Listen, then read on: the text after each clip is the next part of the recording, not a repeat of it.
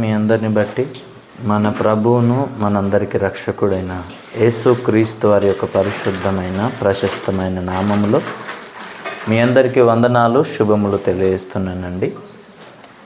మనము గత వారాల నుండి నిర్లక్ష్యముతో నిత్య నరకమా అన్న సందర్భాన్ని మనము ధ్యానించుకుంటూ వస్తున్నాము.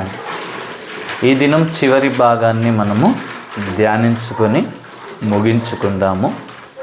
ఈ దినం మనము నిర్లక్ష్యముతో నిత్య నరకమా అన్న సందర్భంలో దేవుడిచ్చినటువంటి రక్షణను నిర్లక్ష్యము చేస్తే ఎంత ప్రమాదమో, ఎంత భయంకరమైన శిక్ష ఉంటుందో ఈ దినం మనము తెలుసుకుందాము. హెబ్రీలకు రాసినటువంటి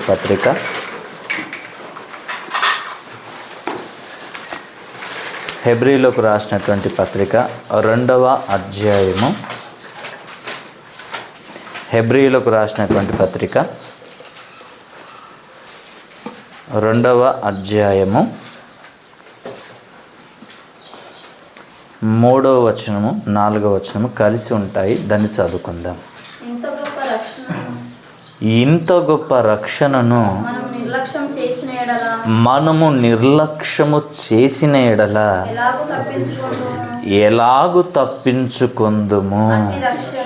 అట్టి రక్షణ ప్రభు బోధించుట చేత ఆరంభమై దేవుడు తన చిత్తానుసారముగా సూచక క్రియల చేతను మహత్కార్యముల చేతను నానా విధములైన అద్భుతముల చేతను వివిధములైన పరిశుద్ధాత్మ వరములను అనుగ్రహించుట చేతను వారితో కూడా సాక్ష్యమిచ్చుచుండగా వినిన వారి చేత మనకు దృఢపరచబడెను అన్న ఒక సుదీర్ఘమైనటువంటి విషయాన్ని దేవుడు తన సేవకుడైనటువంటి పౌలు గారి ద్వారా ఈ మాటను పరిశుద్ధాత్మ ప్రేరేపణతో వ్రాయిస్తున్నాడు. మనము ఈ మాటను గనక ధ్యానించగలిగితే దేవుడు మాట్లాడుతున్నటువంటి మాటల్లో ఆయన ఇచ్చినటువంటి రక్షణను మనము ఎలా నిర్లక్ష్యం చేస్తున్నామో మనకు కొంతవరకు అర్థమవుతుందండి. ఇక్కడ వ్రాయబడిన మాట, ఇంత గొప్ప రక్షణను మనము నిర్లక్ష్యము చేసిన ఎడల. ఏమంటున్నాడు దేవుడు? ఇంత గొప్ప రక్షణ. ఎవరు మాట్లాడుతున్నారు? దేవుడు పరిశుద్ధాత్మ ద్వారా మాట్లాడుతున్న సందర్భం.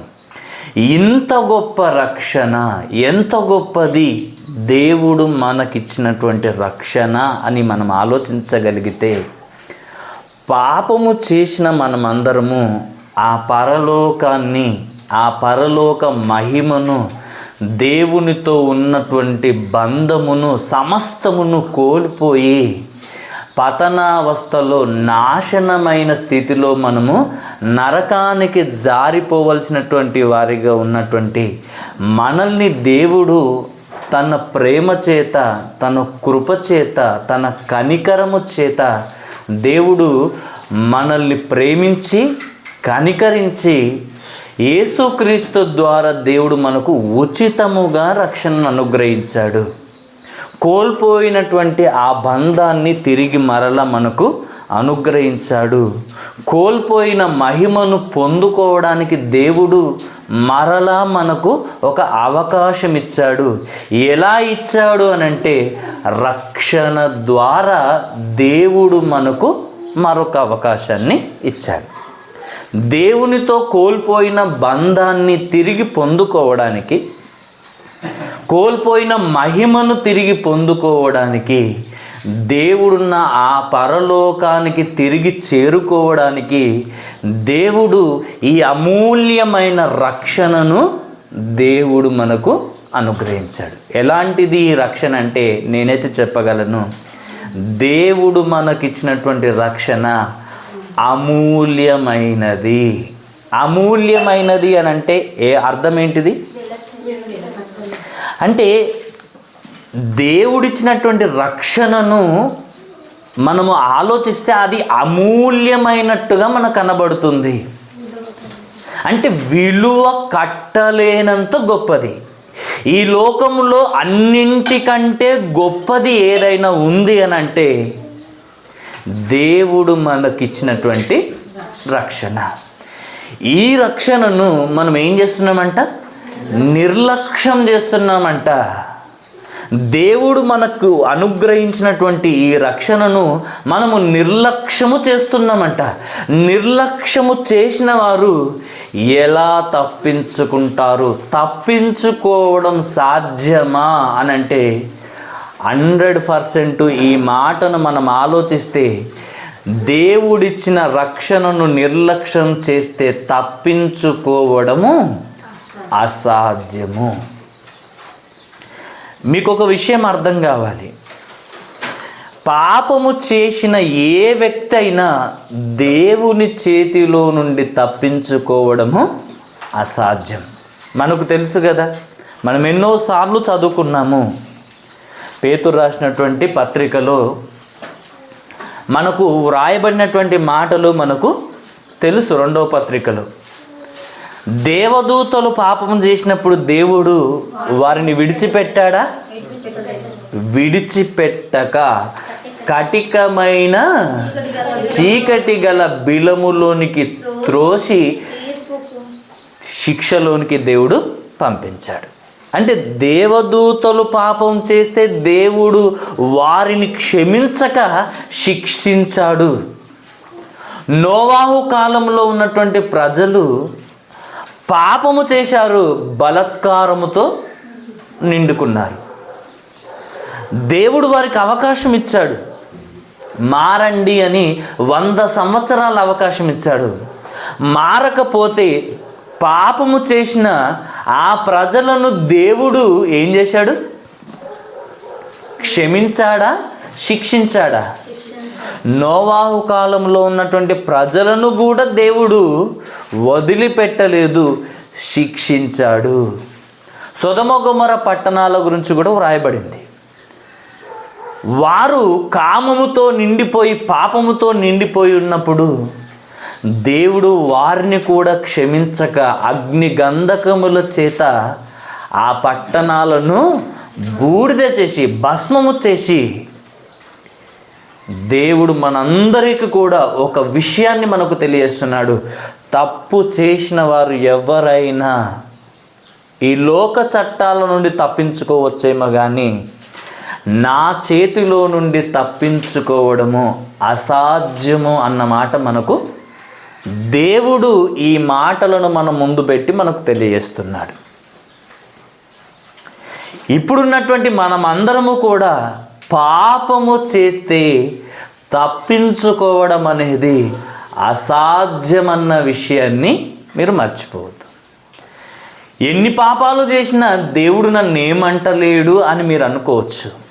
మీరు పాపం చేస్తున్న ప్రతిసారి మీ శిక్షను రెట్టింపు చేసుకున్నట్టుగా మీరు ఆలోచించాలి.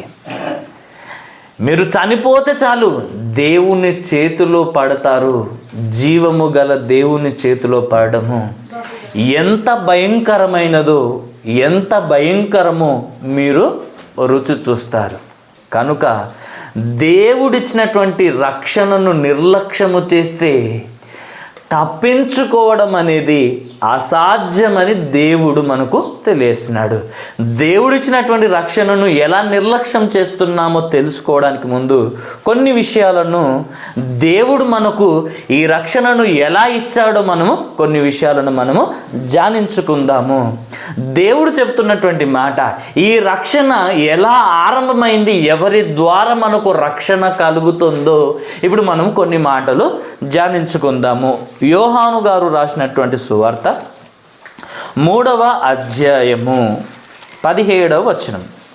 యోహాను రాసినటువంటి సువార్త 3వ అధ్యాయము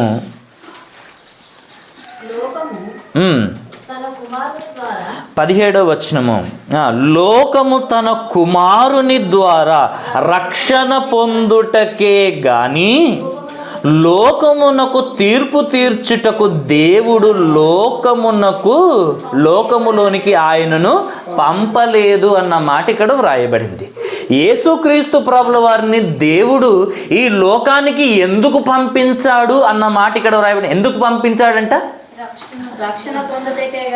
లోకము తన కుమారుడైన యేసుక్రీస్తు ద్వారా రక్షణ పొందుటకే దేవుడు యేసుక్రీస్తును ఈ లోకానికి పంపించాడంట. దేవుడు యేసు ప్రభుని ఈ లోకానికి ఎందుకు పంపించాడు? లోకమంతా కూడా ఆయన కుమారుడైన యేసుక్రీస్తు ద్వారా రక్షణ పొందాలి అన్న ఉద్దేశముతో దేవుడు ఆ ప్రభువును ఈ లోకానికి పంపించాడు. మరలా చెబుతున్నాను, జాగ్రత్తగా వినండి, మీరు అటు ఇటు చూడకండి. దేవుడు యేసు ప్రభువుని ఎందుకు పంపించాడంట? లోకమంతా కూడా ఆయన కుమారుడైన యేసు ద్వారా రక్షణ పొందుటకే ఆయనను ఈ లోకానికి పంపించాడు. ఆయన ద్వారా మనము రక్షణ పొందుటకే మనమందరము కూడా నియమించబడ్డాము. అందుకొరకే బైబిల్లో వ్రాయబడింది, ఆకాశము క్రింద భూమి పైన ఈ నామమునని, అనగా యేసు నామములోనే రక్షణ తప్ప మరి ఏ నామములో కూడా రక్షణ, పాప క్షమాపణ అనేది లేదు అన్నమాట మనకు అపోస్తల కార్యములో 4వ అధ్యాయము 12వ వచనంలో మనకు వ్రాయబడి ఉంటుంది. ఆయన నామంలో తప్ప, యేసుక్రీస్తు వారి నామంలో తప్ప ఏ నామములో కూడా రక్షణ లేదు. యేసు ప్రభువును దేవుడు ఎందుకు నియమించాడంటే ఆయన ద్వారా లోకము రక్షణ పొందుటకు నియమించబడ్డాడు. మనం ఎందుకు నియమించబడ్డాము అని దేవుణ్ణి అడిగితే, తెస్సలోనికైలకు రాసినటువంటి మొదటి పత్రిక 5వ అధ్యాయము 9వ వచనం 10వ వచనాన్ని మనం జాగ్రత్తగా పరిశీలిస్తే, తెస్సలోనికైలకు రాసినటువంటి మొదటి పత్రిక 5వ అధ్యాయము 9వ వచనం, ఎందుకనగా మన ప్రభువైన యేసుక్రీస్తు ద్వారా రక్షణ పొందుటకే దేవుడు మనలను నియమించెను గాని ఉగ్రత పాలగుటకు దేవుడు మనలను నియమించలేదు. ఏమంటున్నాడు? యేసుక్రీస్తు ప్రభుల వారిని దేవుడు ఎందుకు నియమించాడో, ఎందుకు పంపించాడో మనం తెలుసుకున్నాం. దేవుడు మనల్ని ఎందుకు నియమించాడు అని అంటే, ఇక్కడ వ్రాయబడిన మాటను మనం ఆలోచిస్తే మనకు అర్థమవుతుంది. ఎందుకు నియమించాడంటే మనల్ని, ఆయన ద్వారా ఈ లోకము రక్షణ పొందాలి. మనమందరము కూడా ఆయన ద్వారా రక్షణ పొందుటకే మనం నియమించబడ్డామంట. అర్థమైందా? ఆయన కుమారుడైన యేసు ద్వారా రక్షణ పొందుటకే మనము నియమించబడ్డాము, కానీ ఉగ్రత పాలగుటకు మనము నియమింపబడలేము. అంటే మీకేమర్థమైంది ఈ మాటలో? మన నియామకం అనేది ఎందుకు జరిగిందంటే, దేవుడేమో యేసు ప్రభువును ఈ లోకానికి రక్షణ కలుగునట్లుగా ఆయన ద్వారా ఈ లోకము రక్షించబడడానికి ఆయనను పంపించాడు. మనం ఎందుకు నియమింపబడ్డామంటే, ఆయన ద్వారా మనము రక్షణ పొందుటకు, ఉగ్రతను తప్పించుకొనుటకు మనము నియమించబడ్డాం. ఉగ్రత పాలగుటకు మనం నియమించబడలేదు, కానీ ఆయన ద్వారా రక్షణ పొందుటకు మనము నియమించబడ్డాము. రక్షణ పొందకుండా ఎవరైనా మనల్ని ఆటంకపరిచారనుకోండి, దేవుడు అనుగ్రహించాలనుకుంటున్నటువంటి రక్షణ మనము పొందకుండా, లేదు ఇతరులు పొందకుండా ఎవరైనా ఆటంకపరచారనుకోండి, దేవుడు ఎలా రియాక్ట్ అవుతాడో ఇదే తెస్సలోనికైలకు రాసినటువంటి పత్రికలో 2వ అధ్యాయము, తెస్సలోనికైలకు రాసినటువంటి మొదటి పత్రికల్ని 2వ అధ్యాయము 15-16 వచనాలు కలిసి ఉంటాయి. దాంట్లో మీరు చదవండి. ఆ యూదులు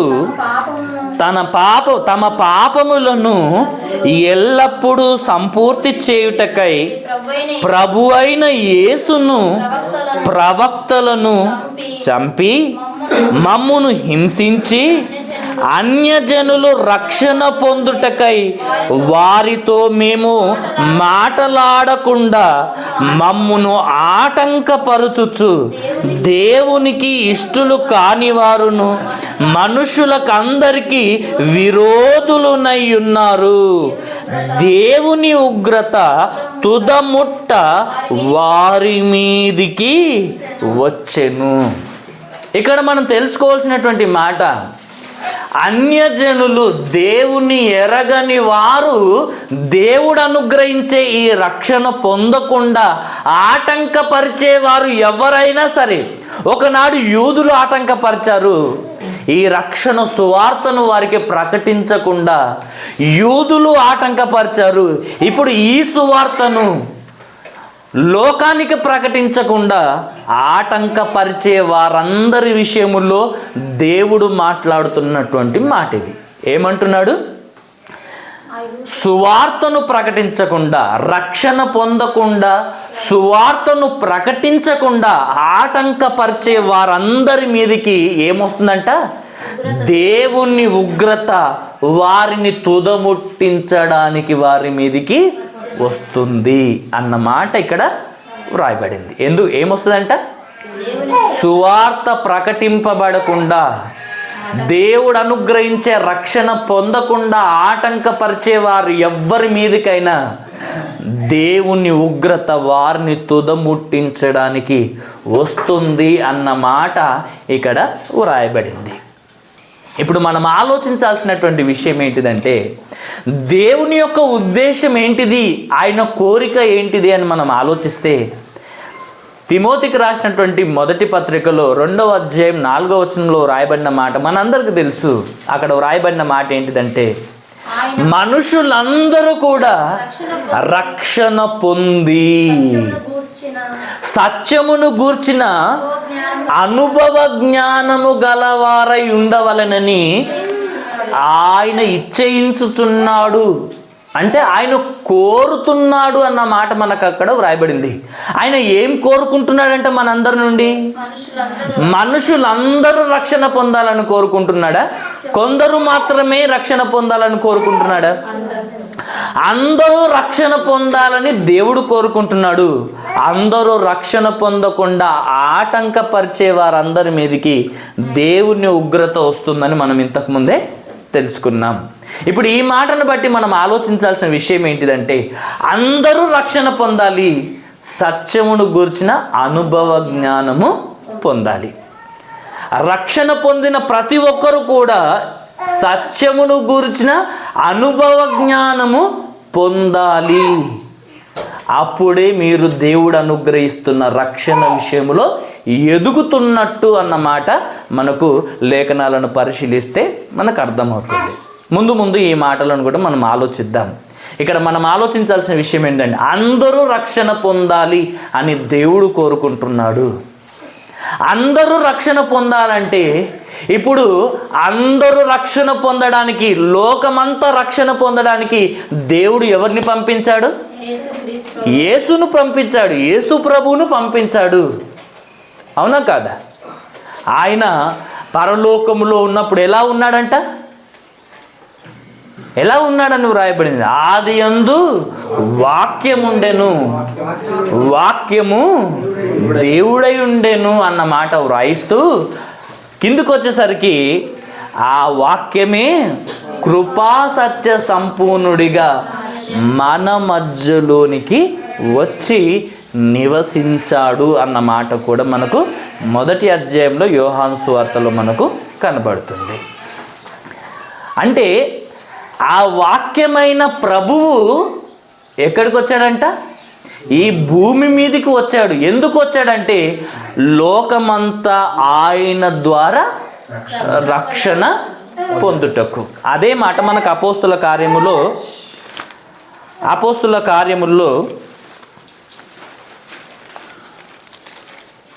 అపోస్తుల కార్యములు 13వ అధ్యాయము. అపోస్తుల కార్యములు 13వ అధ్యాయము 26వ వచనంలో వ్రాయబడింది. సహోదరులారా, అబ్రహాము వంశస్థులారా, దేవునికి భయపడు వారలారా, ఈ రక్షణ వాక్యము మన యొద్దకు పంపబడి ఉన్నది. అర్థమైందా? ఆ రక్షణ వాక్యము, రక్షణను కలిగించే వాక్యము ఎవరి యొద్దకు వచ్చిందంట? మొదట యూదుల దగ్గరకు వచ్చింది. యూదుల దగ్గరకు వస్తే వారు ఏం చేశారంట? రక్షణ పొందుకోవాల్సినటువంటి వారు ఆ వాక్యాన్ని విని నమ్మి విశ్వసించి రక్షణ పొందుకోవాల్సినటువంటి వారు, నిత్య జీవాన్ని పొందుకోవాల్సినటువంటి వారు ఏం చేశారంటే తెలుసా? అదే అధ్యాయములో 46వ వచనం చదువుకుందాం. అప్పుడు పౌలును, అపోస్తుల కార్యములు 13వ అధ్యాయం 46వ వచనం. అప్పుడు పౌలును బర్నబాయు ధైర్యముతో ఇట్లనిరి, దేవుని వాక్యము మొదట మీకు చెప్పుట ఆవశ్యకమే, అయినను మీరు దాన్ని త్రోసివేసి మిమ్మును మీరే నిత్య జీవమునకు అపాత్రులుగా ఎంచుకొనుచున్నారు గనుక ఇదిగో మేము అన్యజనుల యొద్దకు వెళ్ళుచున్నాము. ఏలయనగా నీవు భూదిగంతముల వరకు రక్షణార్థముగా ఉండునట్లు నిన్ను అన్యజనులకు వెలుగుగా ఉంచి ఉన్నానని ప్రభు మాకు ఆజ్ఞాపించెను. అన్యజనులు ఆ మాట విని సంతోషించి దేవుని వాక్యమును మహిమపరిచిరి, మరియు నిత్య జీవమునకు నిర్ణయించబడిన వారందరూ విశ్వసించిరి అన్న మాట ఇక్కడ వ్రాయబడింది. రక్షణ కలుగజేయడానికి లోకము యేసు ద్వారా రక్షణ పొందుటకే దేవుడు ఆయనను పంపించాడు. ఆయన మొదటగా ఎవరి యొద్దకు పంపించబడ్డాడంటే ఇశ్రాయేలీల యొద్దకు ఆయన పంపించబడ్డాడు. అదే మాట మనకు 26వ వచనంలో చదువుకున్నాం. అవునా కదా? ఈ రక్షణ వాక్యము మొదటగా మన యొద్దకు వచ్చింది. కానీ వాళ్ళు ఏం చేశారంట? ఆ రక్షణ వాక్యమును వినలేదు, నిర్లక్ష్యం చేసి నిత్య జీవానికి తమ్మును తామే అపాత్రులుగా ఎంచుకున్నారు. దేవుని మాటలు వినకుండా, దేవుడు చెప్పినటువంటి మాటలను విశ్వసించకుండా, దేవుడు కలగజేయబోయే రక్షణను వారు పొందుకోకుండా వాళ్ళు ఏం చేశారంటే దేవుని మాటలను, రక్షణ కలగజేసే దేవుని మాటలను వాళ్ళు నిర్లక్ష్యము చేసినందున ఏం చేసుకున్నారని వ్రాయబడింది వాళ్ళ కోసము? వాళ్ళను వాళ్ళే తమ్మును తామే నిత్య జీవమునకు అపాత్రులుగా చేసుకున్నారంట. అప్పుడు దేవుడు వారిని విడిచిపెట్టి అన్యజనుల యొద్దకు ఈ రక్షణను తీసుకొని రావాలని అన్యజనుల యొద్దకు తీసుకొని వస్తే వాళ్ళు ఏం చేశారో తెలుసా? ఆ మాటలు విని సంతోషించి విశ్వసించి నిత్య జీవమునకు నిర్ణయింపబడిన వారందరూ కూడా ప్రభువును అంగీకరించారంట. ఎవరు అంగీకరించారంట? నిత్య జీవానికి నిర్ణయింపబడిన వారందరూ కూడా దేవుని మాటలు విని అంగీకరించారు అన్న మాటలు వ్రాయబడింది. అంటే ఎవరు అంగీకరిస్తారు దేవుని మాటలను? ఎవరు దేవుని మాటలకు లోబడతారు?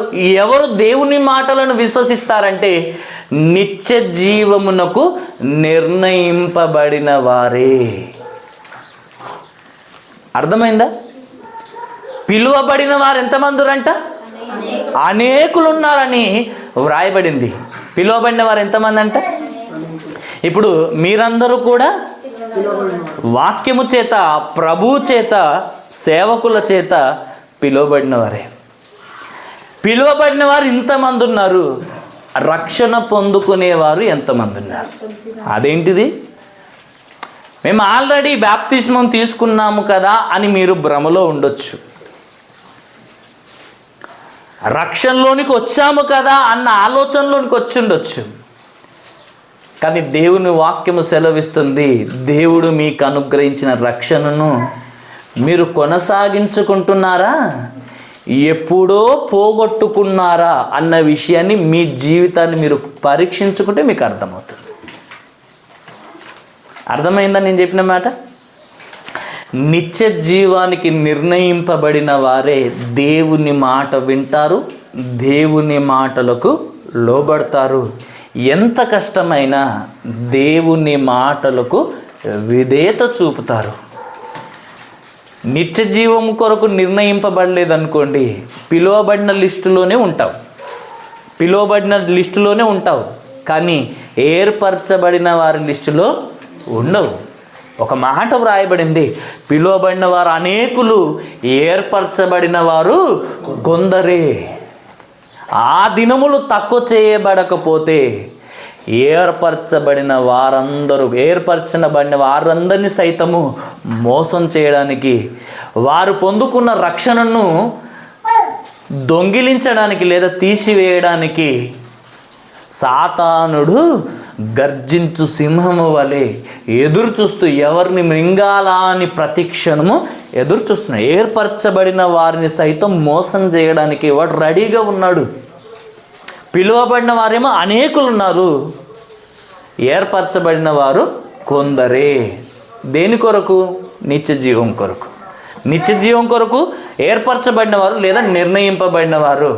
ఆ ఏర్పరచబడిన వారిని సైతం మోసం చేయడానికి సాతానుడు సిద్ధంగా ఉన్నాడు. వాని ఉద్దేశం ఏంటిదంటే ఎవరు రక్షణ పొందకూడదు, ఎవరు పరలోకం వెళ్ళొద్దు. కానీ దేవుని ఉద్దేశం అందరూ రక్షణ పొందాలి.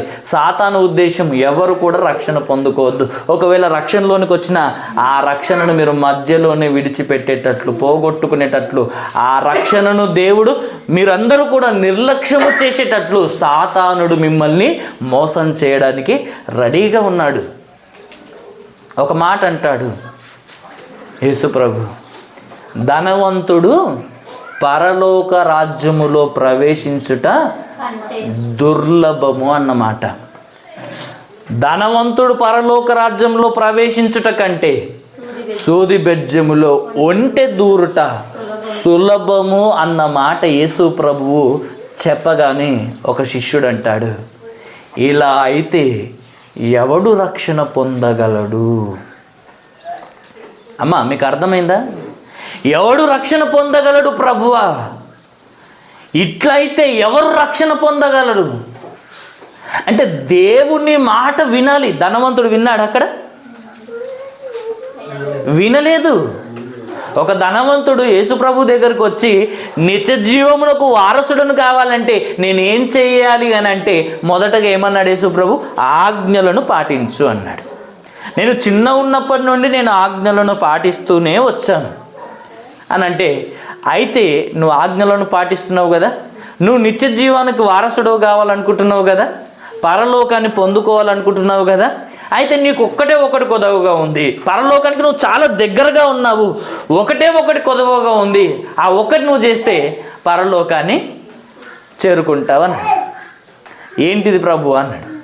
నీ ఆస్తిని అమ్మి బీదలకిచ్చి నన్ను వెంబడించు అన్నాడు. ఇప్పుడు ఏం చేయాలి? ఇప్పుడు అడిగింది ఎవరు? ఇప్పుడు ఆయనంత టైంలో వచ్చేసి నేను నిత్య జీవం పొందుకోవాలంటే ఏం చేయాలంటే ప్రభు చెప్తున్నాడు, నీ ధనము నిన్ను పరలోకానికి వెళ్ళకుండా ఆపుతుంది. అదొక్కటే కొద్దు ఉంది, అది తీసేసి నన్ను వెంబడించు. 100% నువ్వు పరలోకానికి వస్తావంటే అతడు మిగులు ఆస్తి గలవాడు కనుక వ్యసనపడుచు అసహించుకుంటూ ప్రభువునే నిర్లక్ష్యం చేసి, ప్రభు మాటనే నిర్లక్ష్యం చేసి ప్రభు యొద్ద నుండి ఎందుకోసం వచ్చాడు? ఆయన నిత్య జీవం కావాలనే వచ్చాడు. ప్రభు ఒక మాట చెప్పగానే అది చేయలేక ప్రభు యొద్ద నుండి ఏమొద్దనుకున్నాడు చెప్పండి? ఇప్పుడు ఆయన పరలోకాన్నే వద్దనుకున్నాడు. అప్పుడు అంటున్న మాట యేసు ప్రభు, ధనవంతుడు పరలోక రాజ్యములో ప్రవేశించుట కంటే ఒంటె సూది బెజ్జములో దూరుట సులభము అనంటే, ఇలాగైతే ఎవడు రక్షణ పొందగలడు అన్నమాట శిష్యుడు అడుగుతాడు. ఇది మనుషులకు అసాధ్యమే కానీ దేవునికి సమస్తము సాధ్యమే. అర్థమైందా? అంటే ఇక్కడ మీరు ఆలోచించాలి, రక్షణ పొందుకోవడం ఇంత కష్టమా అంటే కష్టమే. అర్థమైందా? రక్షణను పొందుకోవడం కష్టమా సులువా? ధనవంతుడు పరలోక రాజ్యంలో ప్రవేశించుట కంటే ఒంటె సూది బెజ్జంలో దూరుట సులభం అన్నమాట మనకు కనబడింది. ఇప్పుడు ఇది కష్టమా ఈజీయా చెప్పండి? చాలా కష్టము. మనము రక్షణ పొందుకోవాలంటే కష్టమా సులువా అంటున్నా?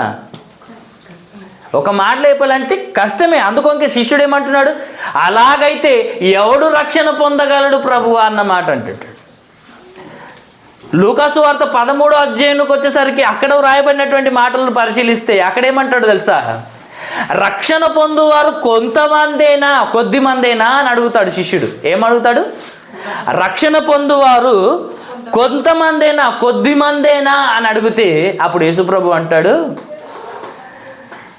ఇరుకు మార్గమున ప్రవేశింప పోరాడుడి, అనేకులు ప్రవేశింప చూచుతున్నారు కానీ వారి వల్ల కాదు అంటున్నాడు. అంటే అర్థం ఏంటిది? అందరూ రక్షణ పొందుకోవాలి, పరలోకాన్ని చేరుకోవాలని అనుకునేవారే తప్ప రక్షణ పొందుకొని దాన్ని కొనసాగించుకొని పరలోకాన్ని చేరుకునేవారు కొద్దిమందే అని ప్రభు మరలా చెప్తున్నాడు. చూడండి, అంటే దీన్ని బట్టి మనకు ఏమర్థం కావాలో ఒకసారి మీరు ఆలోచించండి. రక్షణ పొందువారు కొద్దిమంది. ఆ కొద్దిమంది ఎవరంటే నిత్య జీవానికి నిర్ణయింపబడిన వారు. ఎవరు నిర్ణయింపబడిన వారు అని అంటే దేవుని వాక్యాన్ని అంగీకరించేవారు. అంగీకరించేవారు ఎలా ఉంటారు అని అంటే రోమీలోకి రాసినటువంటి పత్రిక ముందుకెళ్దాము. రోమీలోకి రాసినటువంటి పత్రిక 1వ అధ్యాయము 16వ వచనము. రోమీలోకి రాసిన పత్రిక 1వ అధ్యాయము 16వ వచనం.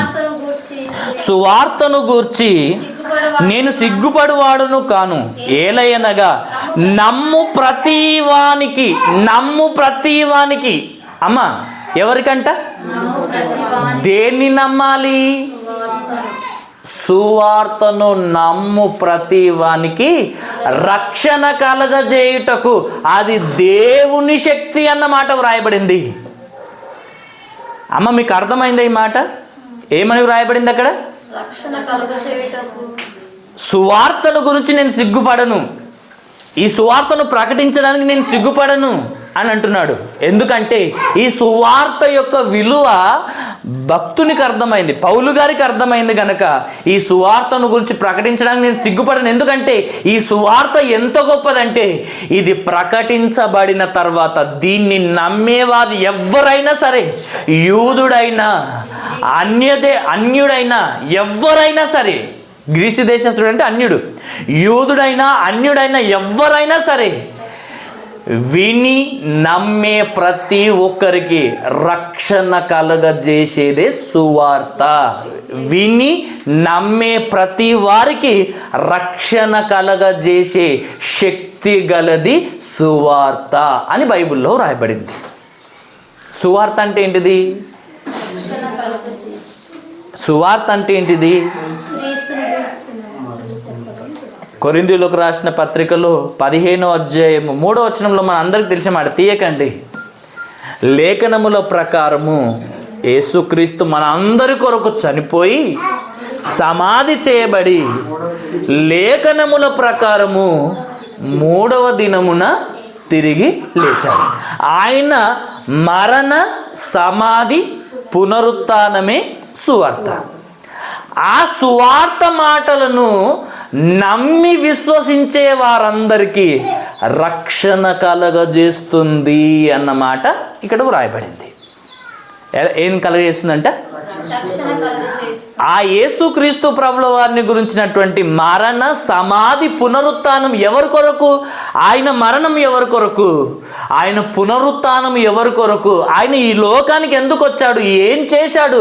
మనందరినీ రక్షించడానికి ఆయన మన కొరకు చేసినటువంటి ఆ ప్రాణత్యాగం, బలియాగము, ఆ అర్పణ మనం అర్థం చేసుకుంటే నువ్వేం చేస్తావంట? ఆయనను విశ్వసిస్తావు. విశ్వసించే ప్రతి ఒక్కరిని రక్షించడానికి ఆ సువార్తలు శక్తినుంచాడు అంటున్నాడు బైబిల్లో. అది వారిని రక్షించ శక్తి గలది అన్న మాట ఇక్కడ వ్రాయబడింది. కాబట్టి మనం ఏం చేయాలి ఇప్పుడు? ఆ సువార్త మాటలను విని విశ్వసించాలి. విని విశ్వసిస్తే ఏమవుతుందంట? అది రక్షణ కలగజేస్తుంది అన్న మాట ఇక్కడ వ్రాయబడింది. అది రక్షణ కలగజేయుటకు దేవుని శక్తి అయి ఉన్నది అన్న మాట మనకు వ్రాయబడింది. అదే మాట మనకు మార్కు సువార్త 16వ అధ్యాయం 16వ వచనంలో కూడా వ్రాయబడింది. ఏమని రాయబడింది? నమ్మి బాప్తిస్మము పొందువాడు రక్షించబడును. ఎవరు రక్షించబడతారంట? ఎందుకు ఇదంతా చెప్తున్నాను? రక్షణను నిర్లక్ష్యం చేయడం గురించి, రక్షణను గురించి ఎందుకు బేసిక్స్ చెప్తున్నానంటే మీ అందరికి అర్థం కావాలి. అసలు రక్షణను గురించి ఒక చిన్న బేసిక్స్ అనేది మీకు ఉండాలన్న ఉద్దేశంతో ఇవన్నీ చెప్తున్నాను. అసలు రక్షణ ఎలా కలుగుతుంది అన్న విషయాన్ని మనము ధ్యానించుకుంటూ వస్తున్నాం. ఇక్కడ వ్రాయబడిన మాట, ఆ సువార్తను విని విశ్వసిస్తే రక్షణ కలగజేయుటకు దాంట్లో శక్తి ఉంది అన్న మాట వ్రాయబడింది. అర్థమైందా? అది నమ్ము ప్రతి వాణి ఏం చేస్తారంటే రక్షిస్తుంది. అదే మాట మనకు మార్కు సువార్త 16వ అధ్యాయం 16వ వచనంలో మనకు రాయబడింది. నమ్మి బాప్తిస్మము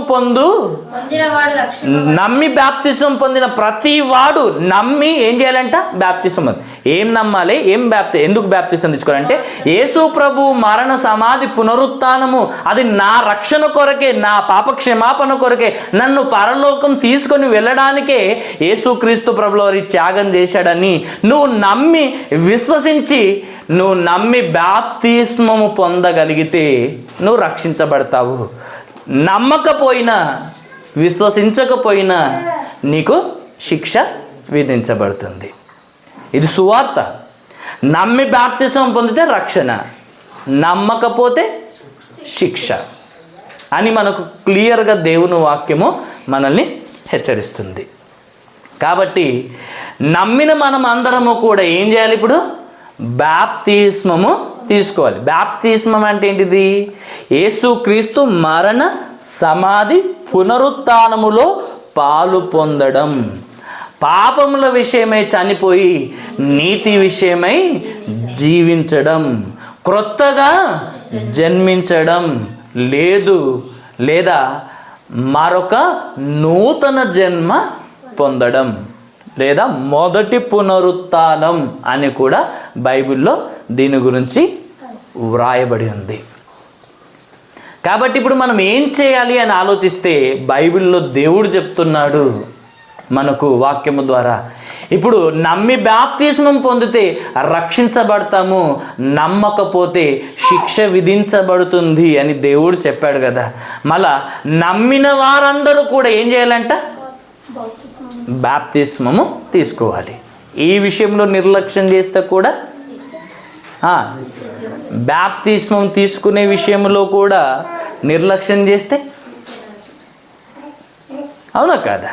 ఇక్కడ కూడా మనకు శిక్ష ఉంటుంది అన్న విషయాన్ని దేవుడు మనకు జ్ఞాపకం చేస్తున్నాడు. అపోస్తుల కార్యములో 16వ అధ్యాయము 31వ వచనంలో వ్రాయబడినటువంటి మాట మనందరికీ తెలుసు కదా. ఏమని వ్రాయబడింది అక్కడ?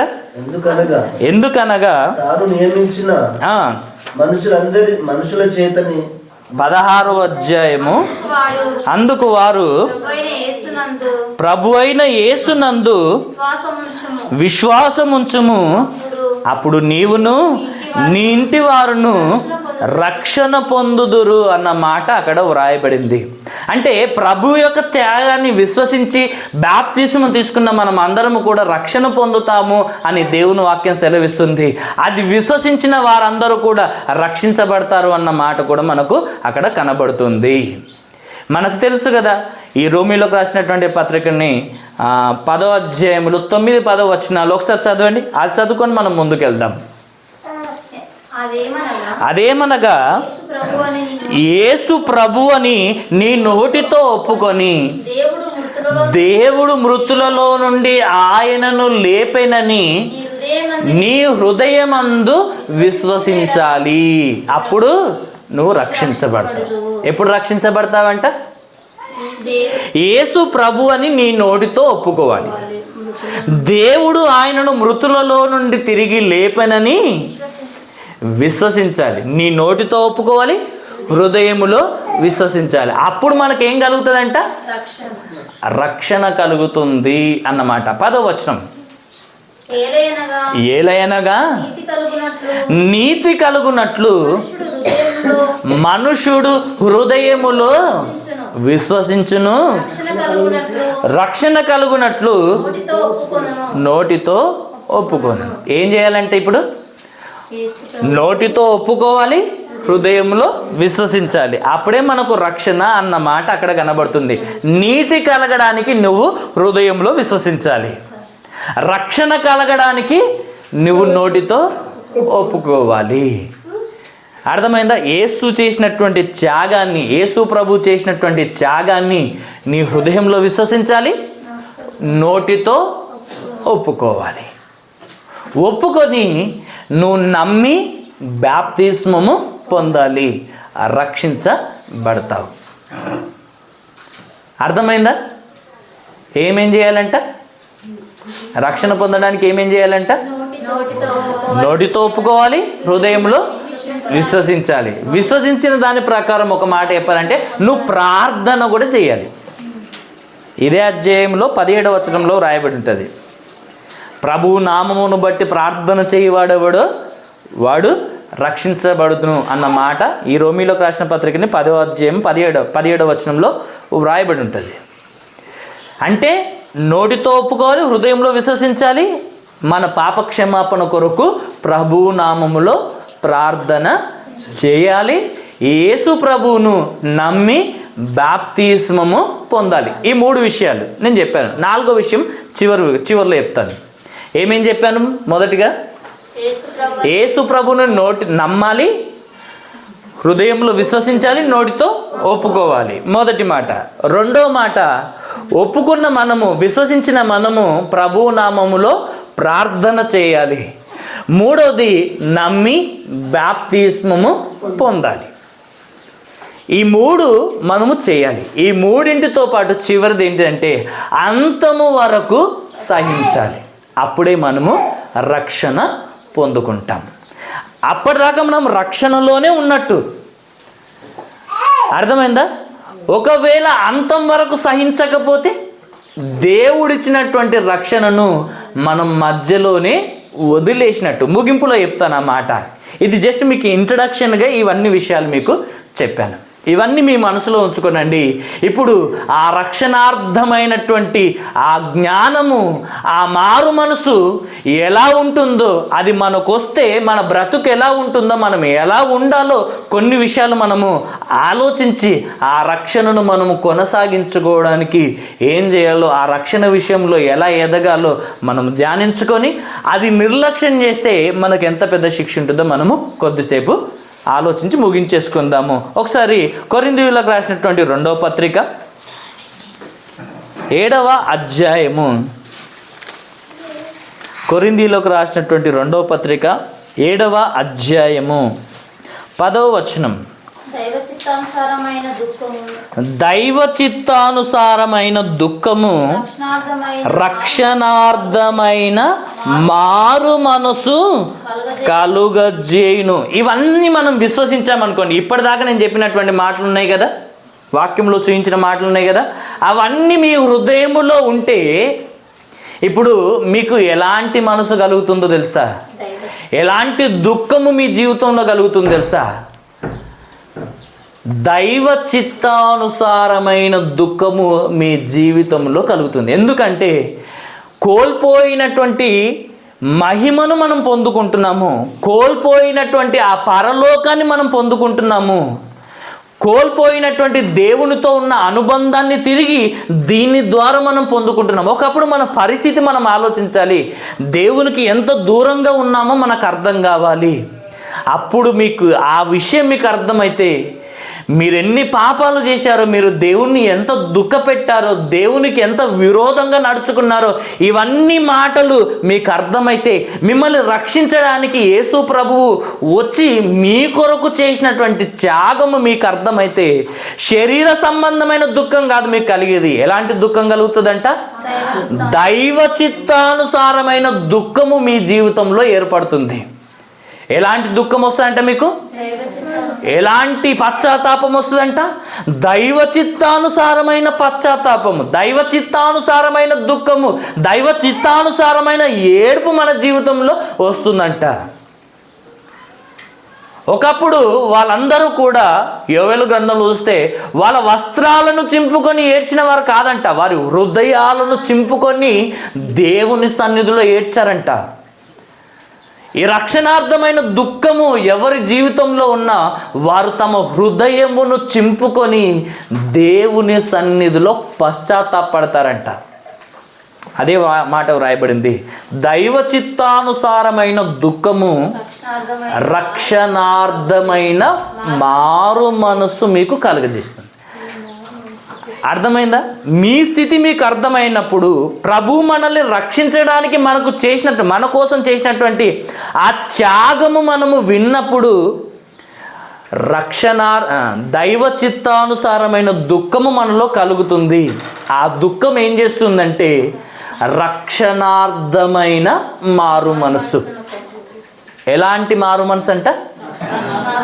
రక్షణార్థమైన మారు మనసు మనకు కలగజేస్తుంది. అదేం కలగజేయదంటే ఇంకా ఈ మారు మనసు మనకు దుఃఖము పుట్టించదు.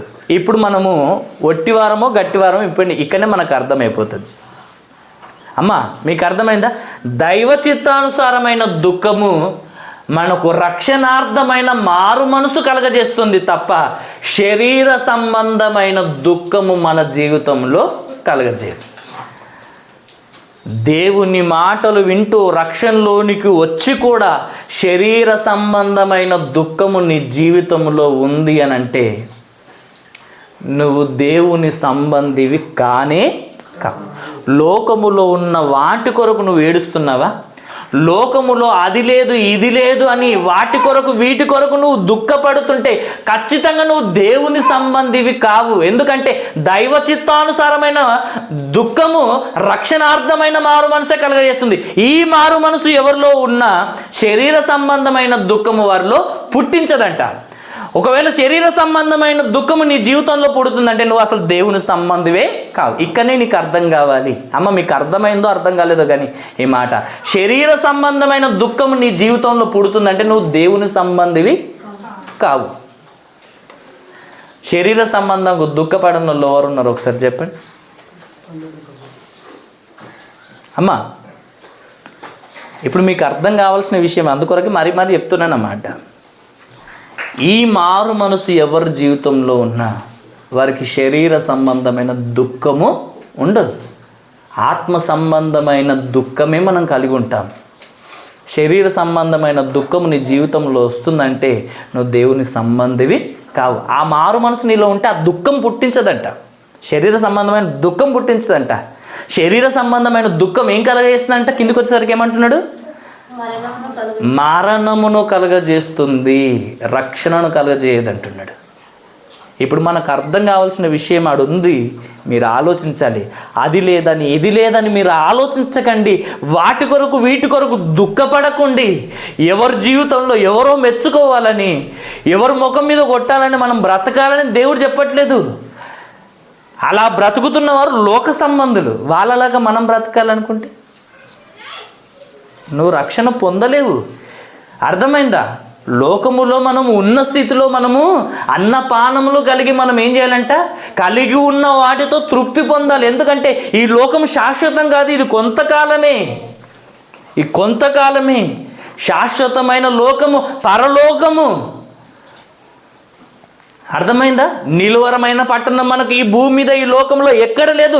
పరలోకమే మన శాశ్వతమైన పురము, మన పట్టణము. అదే మన సొంత ఊరు, అక్కడనే మన సొంత ఇల్లు. దాని కొరకు ఈ భూమి మీద ప్రయాసపడాలి. కానీ భూమి మీద వీటిని సంపాదించుకోవడానికి నువ్వు బాధపడుతూ దుఃఖపడుతూ అది లేదు ఇది లేదని నువ్వు ఏడుస్తుంటే అసలు దేవుడు నిన్ను ఎప్పుడో తృణీకరించాడన్న విషయము నీకు అర్థం కావాలి. ఎందుకంటే దైవ చిత్తానుసారమైన మారు మనసు నీ జీవితంలో ఉంటే ఈ దుఃఖం నీ జీవితంలో ఎప్పుడు పుట్టదు. పుట్టిందంటే నువ్వు శరీర సంబంధివే, అది నీకు మరణం కలగజేస్తుంది అన్నమాట దేవుడు ఇక్కడ చెప్తున్నాడు. అంటే రక్షణలో ఉన్నవారు, రక్షణలో ఉన్న వారిలో శరీర సంబంధమైన దుఃఖం ఉండదు. అర్థమైందా? భక్తులు కూడా దుఃఖపడ్డారు, కానీ వాళ్ళు ఏమన్నారో తెలుసా? ఆ పరలోకం కొరకు ఈ లోకములో వచ్చే శ్రమలు, శోధనలు, బాధలు, కష్టాలు, దుఃఖాలు ఏవైనా అవి ఎన్న తగినవి కావి. ఇవి మేము పెంటలాగించుకుంటున్నాము. మేము వాటి వైపే, పరలోకం వైపే మేము చూస్తూ ముందుకు సాగుతున్నాము అన్నారు. అలా భక్తుల్లాగా మనం ఉండాలి కదా. ఎందుకు బ్రతకడం లేదు? తిమోతి గారికి రాసినటువంటి 2వ పత్రిక 3వ అధ్యాయము, తిమోతి గారికి రాసినటువంటి 2వ పత్రిక 3వ అధ్యాయము 14-15 వచనాలు. క్రీస్తు యేసునందుంచవలసిన విశ్వాసము ద్వారా రక్షణార్థమైన జ్ఞానం. ఇక్కడ ఇంతకుముందు ఏం తెలుసుకున్నాము? రక్షణార్థమైన మారు మనసు గురించి మనం తెలుసుకుందాము. ఇక్కడ ఏమంటున్నాడు?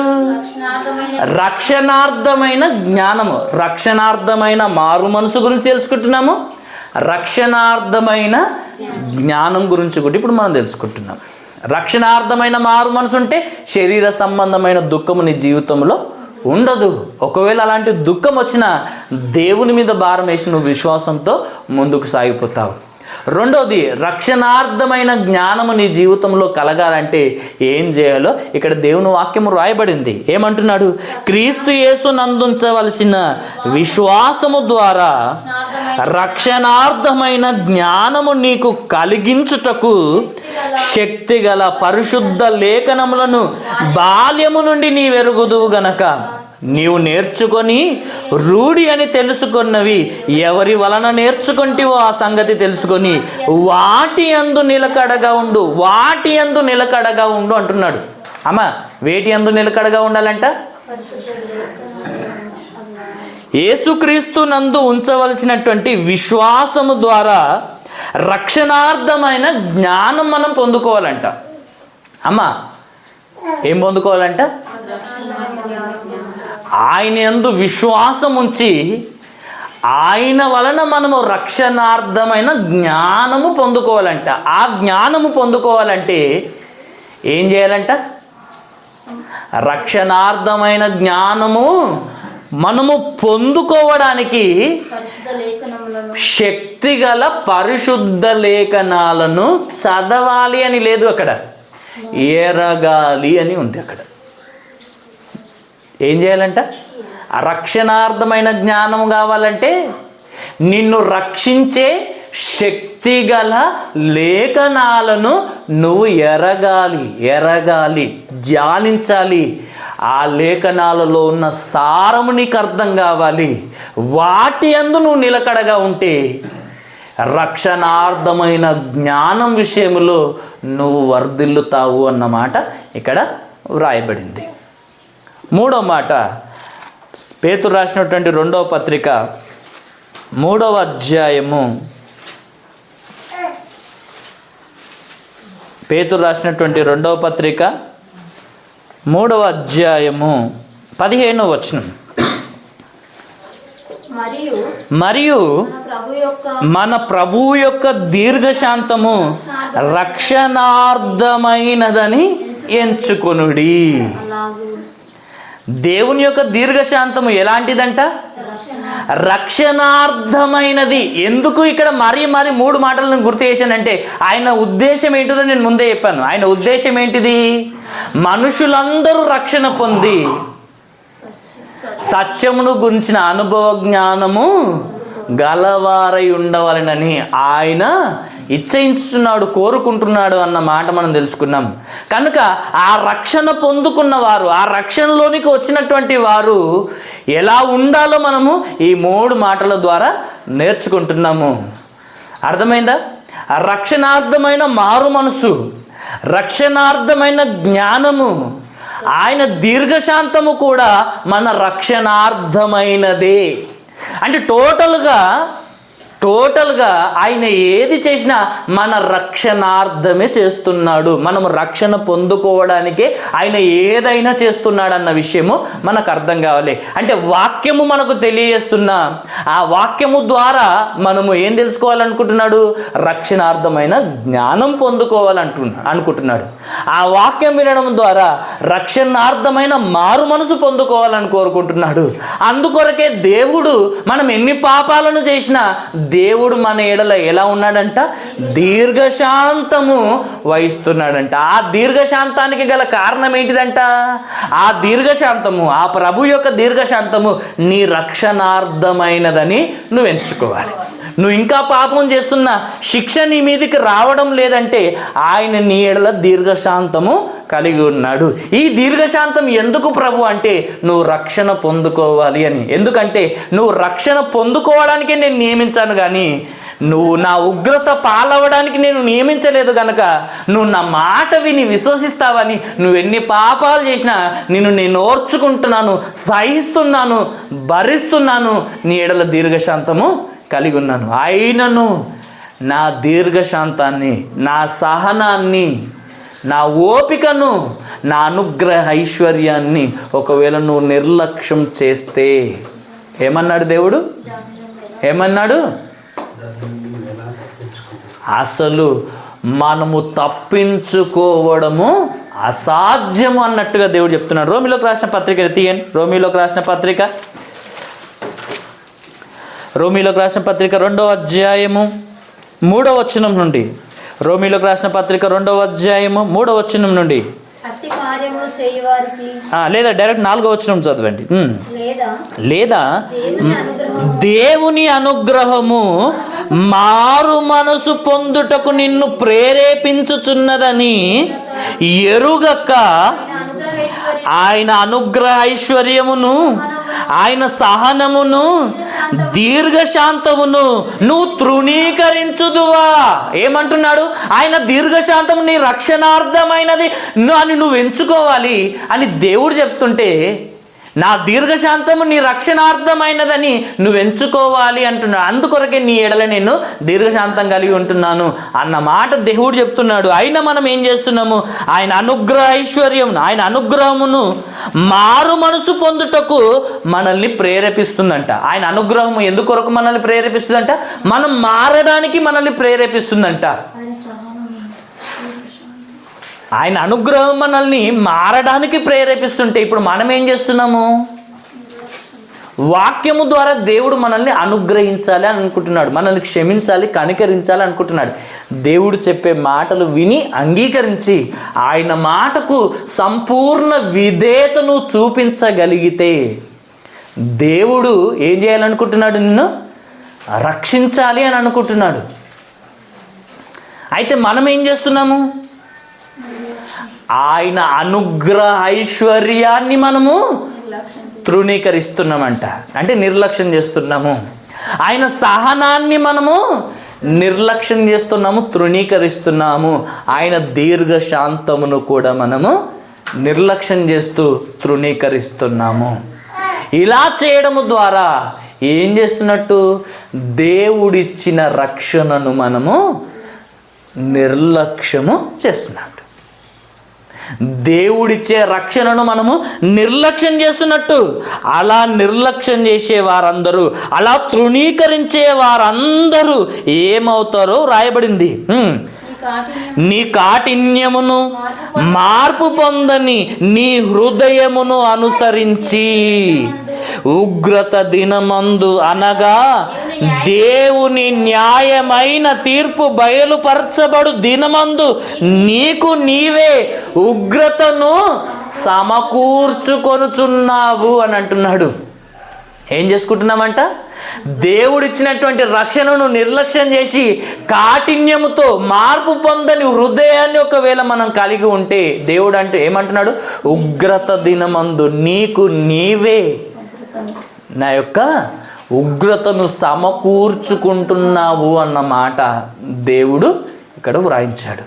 అంటే దేవుడిచ్చినటువంటి రక్షణను నిర్లక్ష్యము చేస్తే ఏంటిది శిక్ష అంటే నిత్య నరకము అన్నమాట మనము అర్థం చేసుకోవాలి. జీవము గల దేవుని చేతిలో పాడడం అంటే అర్థం ఏంటిది? నిత్య నరకానికి వెళ్ళిపోతాము. అంటే దేవుడు ఇచ్చినటువంటి రక్షణను నిర్లక్ష్యం చేస్తే ఏమవుతుంది మన గతి అంటే యుగ యుగాలు కూడా ఆరని అగ్నిలో కాలుతూనే ఉండాలి. ప్రతి క్షణము చావును రుచి చూస్తావు. నిజమైన చావు, నిజమైన బాధ, నిజమైన దుఃఖము ఎలా ఉంటుందో నువ్వు ప్రతి క్షణము అనుభవిస్తావు. దానికి మించిన బాధ నీ జీవితంలో ఎక్కడ ఎప్పుడు నువ్వు రుచి చూచి ఉండవు. మనం ఏం చేస్తుంటాం? చిన్న చిన్న విషయాలకే అమ్మో నరకం అని అనుకుంటాం. అవునా కదా?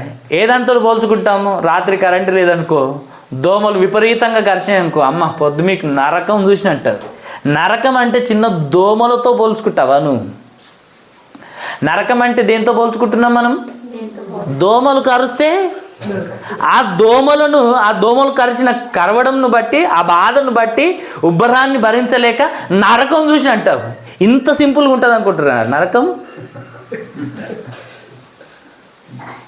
అవునా కదా? ఇంత సింపుల్గా ఉంటుంది అనుకుంటున్నారా నరకం?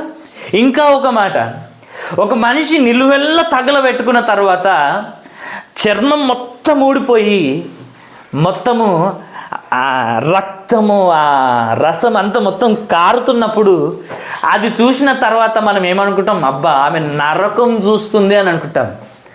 నరకం అంటే అంత సింపుల్గా ఉంటుంది అనుకుంటున్నారా? అది మన దృష్టిలో ఎంత పెద్దది? అది చావు బ్రతుకుల మధ్య పడుకోలేక, కూర్చోలేక, మాట్లాడలేక, బాధను భరించలేక ఆ పేషెంట్ పడే బాధను మనం ఏమనుకుంటాము? నరకం అనుకుంటాం. నరకం అంటే అంత సింపుల్గా ఉంటుంది అనుకుంటున్నారా? నీ ఊహకు అందనంత భయంకరమైన శిక్ష దేవుడు సిద్ధం చేశాడు. అది ఎవరి కోసం అంటే అపవాదికి, మన దూతలకు. కానీ మనము కూడా పాపము చేసినందుకు, పాపం చేస్తున్నందుకు, దేవుడు ఇచ్చిన రక్షణను నిర్లక్ష్యం చేస్తున్నందుకు ఆ శిక్షను మనము కూడా పొందుకోబోతున్నాము. అది ఎంత భయంకరమైనదంటే ఏ ఒక్కరు భరించలేరు, తాళలేరు, తట్టుకోలేరు. అది మీ వల్ల కాదు అని దేవుడు ఇంత మొత్తుకుంటున్నాడు. అయినా ఎవరు వింటారు చెప్పండి? ఎవరు వింటున్నారు చెప్పండి? ఎవరు మారుతారు చెప్పండి? ఎప్పుడో పొందుకోబోయే నరకం గురించి ఇప్పటి సంది ఆలోచించాలా? కొంతమంది అంటారు సస్తాం పట్టు పోతే నరకానికే కదా పోతాం. ఏమంటారు? సస్తమేం కదా అంటే అట్లా అనొద్దు అని అంటే అయితే కానీ నరకానికి పోతే పోని. ఎందుకు ఇలాంటి మాటలు మాట్లాడుతున్నారు? చిన్న బాధను తట్టుకోలేకనే చచ్చిపోతా అంటున్నారు. అర్థమైందా? ఎందుకు చచ్చిపోతా అంటారు? సస్తాని ఈ మనసు ఎందుకు వస్తుంది చెప్పండి మనిషికి? చిన్న బాధలను తట్టుకోలేకనే సస్తాని అంటారు. మళ్ళీ నరకంలోకి వెళ్ళిన తర్వాత అది ఎంత బాధ అనంటే ఏ భాషలోనైనా ఆ బాధను వర్ణించుదామని అనుకుంటే ఏ భాష సరిపోదు. ఆ దుఃఖము, ఆ బాధ, ఆ వేదన, ఆ యాతన ఎవరు తట్టుకోలేరు. దాన్ని ఏ భాషలో కూడా వర్ణించలేము. అంత బాధను నువ్వు భరిస్తూ ఏం చేద్దాం అనుకుంటావు చెప్పు? ఇంత చిన్న బాధను భరించలేకనే చచ్చిపోదాం అనుకుంటావు. అంత బాధను భరిస్తూ నువ్వు ఏం చేద్దాం అనుకుంటావు చెప్పు? ఒకటి మారుతాను నువ్వు ఆటోమేటిక్గా అంటావు. ఇక్కడ ప్రభువా నేను మారిన ప్రభు అని ఏడ్చినా కానీ దేవునికి అవకాశం ఏడు. అక్కడ పడే దుఃఖం ఏదో ఇక్కడ పడితే కోల్పోయిన రక్షణను నువ్వు తిరిగి పొందుకుంటావు కదా. అవునా కదా? అక్కడ ఎట్లా నువ్వు భరించాల్సిందే, అక్కడ ఎట్లా ఏడవలసిందే. ప్రభు నన్ను క్షమించాలని ఎన్ని రోజులు ప్రార్థన తెలుసా? 5 నిమిషాలు కూడా ఏం మన ప్రార్థన. నరకంలో ఎన్ని రోజులు చేస్తారు తెలుసా ప్రార్థన? యుగ యుగాల ప్రార్థన, సుదీర్ఘమైన ప్రార్థనలు అనమాట. అర్థమైందా? మామూలు ప్రార్థనలు కాదు, సుదీర్ఘమైన ప్రార్థనలు ప్లస్ కన్నీటి ప్రార్థనలు. మళ్ళీ దాంట్లో పశ్చాత్తాపం కూడా. ఆ పశ్చాత్తాపంతో కూడా నువ్వు ప్రార్థన చేస్తుంటావు. కూడా కనికరించాడు. దేవుడు ఏమంటున్నాడు? అక్కడ పడే బాధ ఏదో కానీ నా మాటలు విని నువ్వు రక్షణార్థమైన దైవ చిత్తానుసారమైన నాకు అనుకూలమైన దుఃఖమును నువ్వు తిరిగి రక్షణ పొందుటకు నువ్వు పొందుకో అంటున్నాడు. బాధపడు అంటున్నాడు. అందుకోనికి దావీదు గారు కూడా అంటాడు కదా,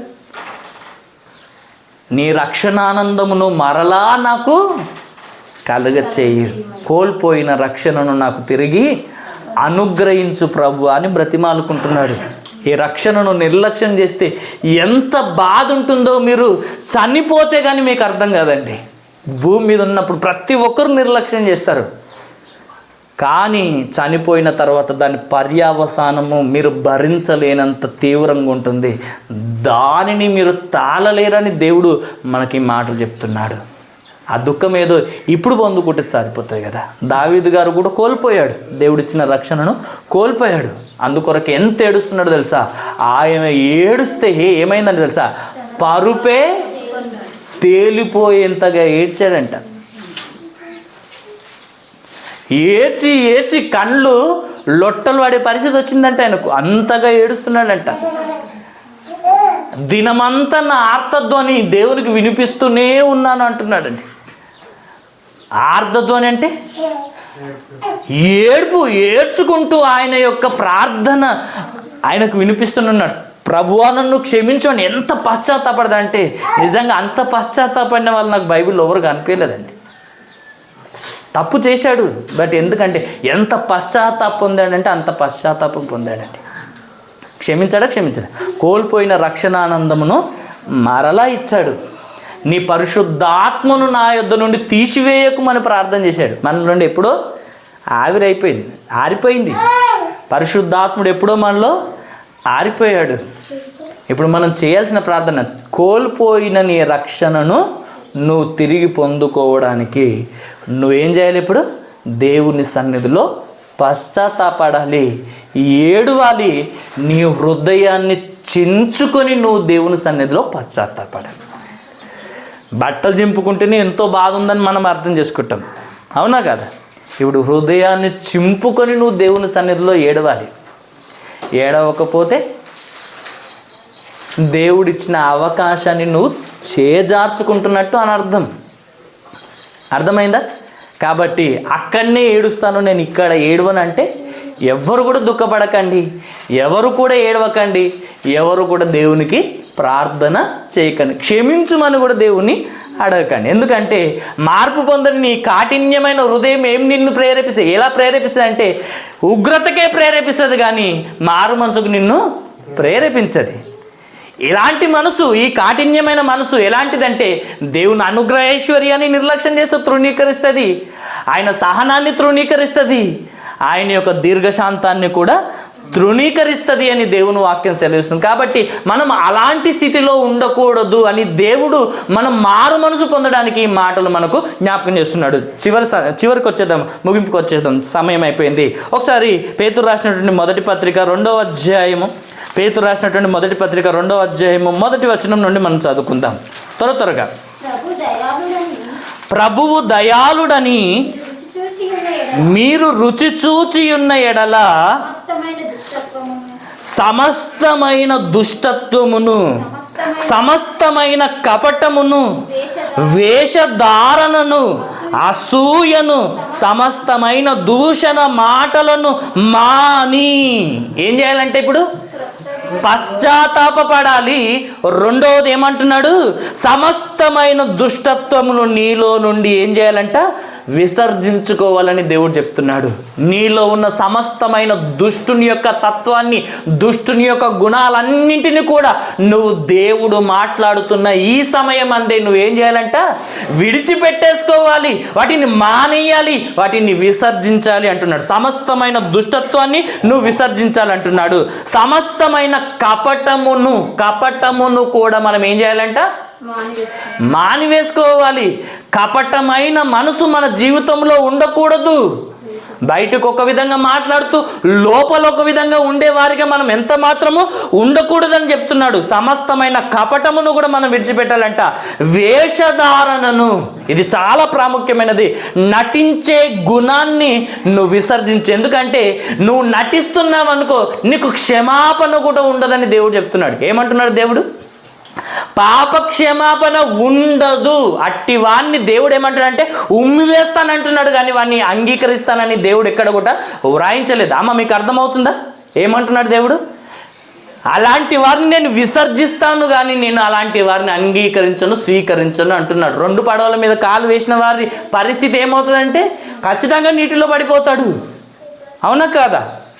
అదే ప్రకారంగా ఉంటే వెచ్చగానైనా ఉండు, ఉంటే చల్లగానే నులివెచ్చగా ఉండక అంటున్నాడు. కానీ దేవుడు ఆలోచించండి, మనం ఏం చేస్తున్నాం అంటే వేషధారులుగా మందిరంలో ఉన్నప్పుడు ఒక విధంగా, దేవుని మాటలు విన్నప్పుడు ఒక విధంగా, లోకంలోనికి వెళ్ళిన తర్వాత మరొక విధంగా. ఇలాంటి వేషధారణను మనం వదిలిపెట్టాలి అంటున్నాడు. నెక్స్ట్ ఇంకేం వదిలిపెట్టాలంట? అసూయను మనము వదిలిపెట్టాలంట. అర్థమైందా? దేన్ని వదిలిపెట్టాలంట? సమస్తమైన అసూయను మనం విడిచిపెట్టాలంట. సమస్తమైన దూషణ మాటలను కూడా మనము నేటి నుండే మానేయాలి. ఏమేం చేయాలంట? సమస్తమైన దుష్టత్వమును మానేయాలి, సమస్తమైన కపటమును, సమస్తమైన వేషధారణను, సమస్తమైన అసూయను, సమస్తమైన దూషణ మాటలు మాని ఇక నుండి ఎలా ఉండాలంట? క్రొత్తగా జన్మించిన శిశువులను పోలిన వారై. ఎలానంట? క్రొత్తగా జన్మించినటువంటి చిన్న బిడ్డలను పోలిన వారై. ఎలాంటి కల్మషము లేకుండా, ఎలాంటి కపటము లేకుండా, ఎలాంటి కక్షలు లేకుండా మనము ఒక గొర్రె పిల్ల స్వభావమును కలిగి, ఒక సాధు స్వభావమును కలిగి మనము పాపము విషయమై మనం ఎలా ఉండాలో తెలుసా? పాపము విషయమై మనము పసివాళ్ళుగా ఉండాలి. నీతి విషయమై ఎదిగిన వారి వలె మనము ఉండాలి. అంటే పాపం అంటే ఎరుగని వారిగా మనం ఉండాలి. అర్థమైందా? అర్థం కాలేదా? పాపం అంటే ఎరుగని వారిగా, వీటన్నిటిని విసర్జించుకొని కొత్తగా జన్మించినటువంటి ఒక శిశువు వలె మనం అందరము కూడా బ్రతకాలి. వారిలో ఎలాంటి కక్షలు ఉండయండి, ఎలాంటి కల్మషం ఉండదు, ఎలాంటి పగలు ప్రతీకారాలు ఏముండవు, మనసులో ఏం పెట్టుకోరండి. అంత నిష్కల్మషంగా మనము బ్రతకాలి అని దేవుడు చెప్తున్నాడు. అలా బ్రతుకుతూ ఏం చేయాలంట? నిర్మలమైన వాక్యమును పాల వలన రక్షణ విషయములో ఎదుగు నిమిత్తము ఆ పాలను ఆపేక్షించాలి. కొత్తగా జన్మించినటువంటి శిశువు ఏం తింటాడు? ఆహారం తిన్నాడు కదా, చికెన్ మటన్లు ఏం తిన్నాడు కదా, ఏం తింటాడంటే పాలనే తాగుతాడు కదా. అదే ప్రకారంగా మనము కూడా క్రొత్తగా జన్మించిన శిశువుల వలె మనమందరం మారాలంటున్నాడు. అదే ప్రకారంగా ఇక్కడ ఈ లోక సంబంధమైన బిడ్డ శిశువు తల్లిపాలను తాగుతాడు. ఆత్మ సంబంధమైన దేవుని పిల్లలుగా ఉన్న మనమందరము కూడా నిర్మలమైన, అంటే మలినము లేని నిర్మలమైన వాక్యమనే పాలను రోజు త్రాగుతూ రక్షణ విషయంలో ఎదగాలంట. ఇప్పుడు పాలు తాగకపోతే బిడ్డ ఎదుగుతాడా? ఇప్పుడు వాక్యము ప్రతిరోజు కూడా మనము వినాలి. బిడ్డ ఎన్నిసార్లు తాగుతాడు చెప్పండి? రోజు 8 నుండి 10 సార్లు తాగుతాడు. మనము కూడా దేవుని వాక్యము రోజుకి ఎన్నిసార్లు వినాలి, ఎన్నిసార్లు ప్రార్థన చేసుకోవాలి, ఎలాంటి సావాసం కలిగి ఉండాలి ఒకసారి ఆలోచించండి. ఒకసారి వింటే అయిపోతుందా? ఆలోచించండి. దేవుని వాక్యాన్ని వినాలి, అప్పుడే నువ్వు రక్షణ విషయంలో ఎదుగుతావు అన్నమాట. రక్షణ విషయంలో ఎదగాలంటే ఇంకేం చేయాలో తెలుసా? బాప్తిస్మం తీసుకున్న మనం అందరము కూడా అపోస్తల కార్యం 2:42 ప్రకారము ఎలా ఉండాలంటే మనము అపోస్తలుల బోధ అంటే వాక్యము వినాలి అని అంటున్నాడు. రెండోది అపోస్తలుల సహవాసము, సంఘముగా మనం అందరము కూడా సహవాసము మానేయొద్దు అంటున్నాడు. రొట్టె విరుచుట యందు మనం ఉండాలి అంటున్నాడు. అంటే రొట్టె విరుచడం అంటే ప్రభు యొక్క శరీరాన్ని మనము ఆయన రక్తమును తిని త్రాగాలి అని చెప్తున్నాడు. నాలుగవది ప్రార్థన చేసే విషయంలో ఈ 4 పునాదులు అనేవి మన జీవితంలో ఉంటేనే ఆ వాక్యం అనే నిర్మలమైన పాలను మనము ఆపేక్షించి రక్షణ విషయంలో ఎదుగుతాము అన్న మాట మనకు దేవుడు చెప్తున్నాడు. చివరి మాట ఒకసారి ఫిలిప్పీలోకి రాసిన పత్రిక 2వ అధ్యాయం 12వ వచనం. ఫిలిప్పీలోకి రాసిన పత్రిక 2వ అధ్యాయము 12వ వచనము. కాగా నా ప్రియులారా మీరెల్లప్పుడూ విధేయులై ఉన్న ప్రకారము నా ఎదుట ఉన్నప్పుడు మాత్రమే కాక మరీ ఎక్కువగా నేను మీతో లేని ఈ కాలమందును భయముతోను వణుకుతోను మీ సొంత రక్షణను కొనసాగించుకోనుడి అన్న మాట ఇక్కడ రాయబడింది. రక్షణ విషయంలో ఎలా ఎదగాలో తెలుసుకుందాం. ఎదుగుతున్నటువంటి ఎదిగిన మనము ఏం చేయాలంట? దేవుడు మనకిచ్చినటువంటి రక్షణను కొనసాగించుకోవాలి. ఎలా కొనసాగించుకోవాలి అని అంటే భయముతోను వణుకుతోను. అమ్మా, దేవుడిచ్చినటువంటి రక్షణను ఎలా కొనసాగించుకోవాలంట? ఎలా ఎదగాలంటే ఇంతకుముందు తెలుసుకున్నాం. మళ్ళా దానిని ఎలా కొనసాగించుకోవాలని అంటే అంతం వరకు కొనసాగించుకోవాలని తెలుసుకుంటున్నాము. ఎలా కొనసాగించుకోవాలి ప్రభు అంటే ఈ రక్షణను పొందుకున్న నీవు, రక్షణలోనికి వచ్చినటువంటి నీవు అంతము వరకు సహించాలి. అంతము వరకు సహిస్తేనే నువ్వు రక్షణ పొందుకుంటావు. రక్షణలో ఎదిగినట్టు అంతం వరకు సహించడం అనేది కూడా ఎదగడంలో ఒక భాగమే. అర్థమైందా?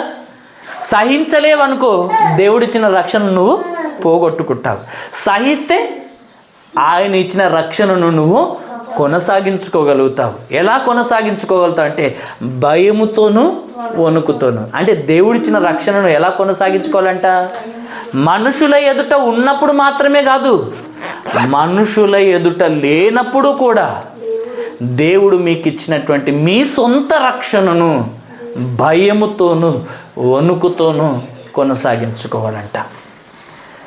భయముతో వణుకుతో కొనసాగించుకోవడం ఏంటిది? ఒకసారి ఆలోచించండి. అంటే నిత్యము మనము దేవునికి భయపడుతూ దేవుని భయము కలిగి మనమందరము కూడా దేవుని మాటలు విని ఇలా బ్రతుకుతున్నానా లేదా అని మనల్ని మనం పరీక్షించుకుంటూ మనం ఏం చేయాలంట? మన రక్షణలో మనం కొనసాగాలి. ఒకనాడు ఓడ ద్వారా 8 మంది రక్షణ పొందారు. ఆ ఓడకు సాదృశ్యంగా ఇప్పుడు యేసు ప్రభు ఉన్నాడు. ఆ ఓడలోనికి మీరు అందరూ వచ్చారు.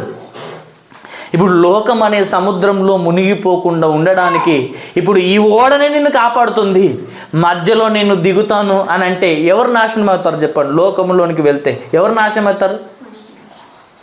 అవునా కాదా? ఇప్పుడు ఓడలో ఉన్నప్పుడు 8 మందిలో వాళ్ళన్న మధ్యలో దుంకిరు అనుకోండి, ఏమవుతారు? ఆ నీటిలో మునిగి చనిపోతారు. కానీ వాళ్ళు అలాంటి పని చేయలేరు కదా. యేసు క్రీస్తులోనికి వచ్చిన మనం అందరము కూడా, రక్షణ అనే ఓడలోనికి వచ్చినటువంటి మనం అందరము కూడా అంతం వరకు సహించాలి. మధ్యలో మనము వెనుక వైపు మనము చూడకూడదు. దేవుడిచ్చినటువంటి ఈ రక్షణ ఎలా కలిగిందో తెలుసా? విశ్వాసము ద్వారా కృపచేతనే కలిగింది. ఇది మన వలన, మన క్రియల వలన కలగలేదు. నమ్ము ప్రతి వానికి రక్షణ కలగజేయటకు అది దేవుని శక్తి అని. అంటే నమ్మడము ద్వారా, విశ్వాసము ద్వారా ఆ రక్షణ కలిగింది. ఇంకొక మాట, కృపచేత ఆ రక్షణ కలిగింది అన్న మాట వ్రాయబడింది. ఆ మాట తీతుకు రాసినటువంటి పత్రికలో 2వ అధ్యాయము మనకు 11వ వచనం నుండి ఆ మాట వ్రాయబడి ఉంటుంది. ఆ మాట ఏంటిదంటే ఒకసారి చదవండి. ఆ మాట రక్షణ ఎలా కలిగిందో. ఎలా అనగా సమస్త మనుషులకు రక్షణకరమైన దేవుని కృప ప్రత్యక్షమై ఏం చేసిందో, మనము ఎలా బ్రతకాలని మనల్ని ప్రేరేపిస్తుందో కింద అన్ని మాటలు వ్రాయబడింది. వాటిని చెప్పడానికి సమయం లేక నేను ఒకటే మాట చెప్పాను. మనుషులందరికీ రక్షణకరమైన దేవుని కృప ప్రత్యక్షమైందంట. ప్రత్యక్షమై అది భక్తిహీనతను, ఇహలోక సంబంధమైన దురాశలను విసర్జించి శుభప్రదమైన ఆ నిరీక్షణ నిమిత్తము, అనగా మహాదేవుడును మన రక్షకుడైన యేసుక్రీస్తు యొక్క మహిమ యొక్క ప్రత్యక్షత కొరకు నువ్వు ఎదురు చూడాలని ఆ రక్షణకరమైన కృప నిన్ను ప్రేరేపిస్తుందంట. ఈ లోకములో నువ్వు స్వస్థ బుద్ధితోనూ, భక్తితోనూ, నీతితోనూ బ్రతకాలని మనకు అది బోధిస్తుందంట. రక్షణకరమైన దేవుని కృప మనకు అలా బోధిస్తుంది. ఆ రక్షణకరమైన వాక్యము నమ్మి విశ్వసించడం ద్వారా, ఆ కృప ద్వారానే మనం రక్షించబడ్డాము, కానీ ఇది మన క్రియల వలన కలిగినది కాదని ఎఫెసీయులకు రాసిన పత్రికలో 2వ అధ్యాయం 8వ వచనంలో క్లియర్గా వ్రాయబడింది. కాబట్టి ఇన్ని మాటలు దేవుడు చెప్పాడు. ఈ మాటలు మనకు ఎందుకు చెప్పాడంటే, నువ్వు రక్షణ పొందడానికే తప్ప దేవుడిచ్చిన రక్షణను నిర్లక్ష్యం చేయడానికి కాదు. నిర్లక్ష్యం చేస్తే తప్పించుకోలేము అని అంటున్నాడు. ఎలాగూ తప్పించుకోండి అంటే తప్పించుకోవడం అసాధ్యం అంటున్నాడు. ఒకవేళ ఆ రక్షణను కొనసాగించుకుంటే నువ్వు నిత్య జీవాన్ని, ఆ పరలోకాన్ని పొందుకుంటావు. పొందుకునే నీవు ఎలా ఉండాలో చివరి మాట హెబ్రీయులకు రాసిన పత్రిక 5వ అధ్యాయము 10వ వచనము. హెబ్రీయులకు రాసిన పత్రిక 5వ అధ్యాయము 10వ వచనము. ఆ రెండు మాటలు కలిసి ఉంటాయి. చివరి మాట చదవండి. ఎందుకనగా 5వ అధ్యాయము తనకు విధేయులైన వారందరినీ నిత్య రక్షణకు, తనకు విధేయులైన వారందరినీ రక్షించుటకు ఆయన కారకుడాయను అన్న మాట వ్రాయబడింది. కరెక్ట్ చదవలేదు మీరు, ఒకసారి మళ్ళీ అదే మాట కరెక్ట్ చదవండి. తనకు విధేయులైన వారికందరికి, తనకు విధేయులైన వారందరికి నిత్య రక్షణకు కారకుడాయను, నిత్య రక్షణకు కారకుడాయను. అంటే దేవుడు అనుగ్రహించే ఆ నిత్యమైన రక్షణ నువ్వు పొందుకోవడానికి ఆయనే కారకుడు గనక, ఆయన నిన్ను రక్షించాలంటే నువ్వేం చేయాలంట, ఆయనకు విధేయత కలిగి ఉండాలి, భయపడాలి, వనకాలి. ఆయన చెప్పిన ప్రతి మాట విని ఆ మాట ప్రకారం మనము బ్రతకాలి. అప్పుడు నువ్వు అంతం వరకు సహిస్తావు. అంతం వరకు నువ్వు అపోస్తుల బోధ యందును, సహవాసమందును, రొట్టె విరుచుట యందును, ప్రార్థన చేయుట యందును ఎడతెగక ఉంటావు. అప్పుడు ఈ లోకంలో స్వస్థ బుద్ధితోనూ, నీతితోనూ, భక్తితోనూ బ్రతుకుతావు. దేవునికి భయపడతావు. భయముతోనూ, వణుకుతోనూ దేవుడు నీకు ఇచ్చిన రక్షణను కొనసాగించుకుంటావు. ఆ రక్షణార్థమైన మారు మనసు నీలో ఉంటుంది. రక్షణార్థమైన జ్ఞానము నీలో ఉంటుంది. ఆయన దీర్ఘశాంతం వహిస్తుంది. నీ రక్షణార్థమైనదని నువ్వు ఎంచుకోవాలి. లేదు అనంటే, నువ్వు కాఠిన్యంగా ఉంటే, కఠినుడుగా ఉంటే, మార్పు పొందకుంటే ఖచ్చితంగా దేవుని ఉగ్రతను నువ్వు సమకూర్చుకుంటున్నావు. నిత్య నాశనానికి నిన్ను నువ్వు సిద్ధపరచుకుంటున్నావని దేవుని వాక్యం మనల్ని హెచ్చరిస్తుంది. ఇంత గొప్ప రక్షణ, అన్నింటికంటే గొప్పది దేవుడు మనకిచ్చినటువంటి రక్షణ. దీన్ని నిర్లక్ష్యం చేస్తే మనం తప్పించుకోలేమని దేవుడు మనల్ని అందరినీ హెచ్చరిస్తున్నాడు. ఈ మాటలు దేవుడు దీవించునుగాక. ఆమేన్.